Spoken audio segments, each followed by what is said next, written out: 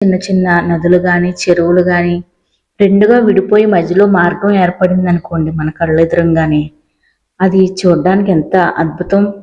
ఒక చిన్న చెరువు అలా అవుతేనే మనకు అంత అద్భుతం అనిపిస్తుంది కదా.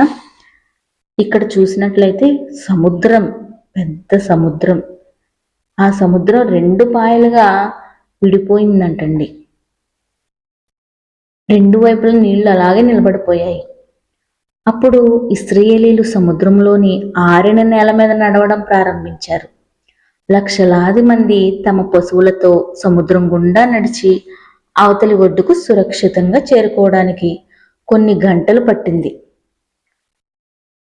అప్పటిదాకా దేవుడు తన మేఘాన్ని ఇశ్రాయేలీయులకి ఐగుప్తీయులకి మధ్యలో తన మేఘాన్ని అడ్డుగా ఉంచాడు. వాళ్ళు చీకటి వల్ల ఆ మేఘాన్ని దాటుకుని రాలేకపోయారనమాట. దేవుడు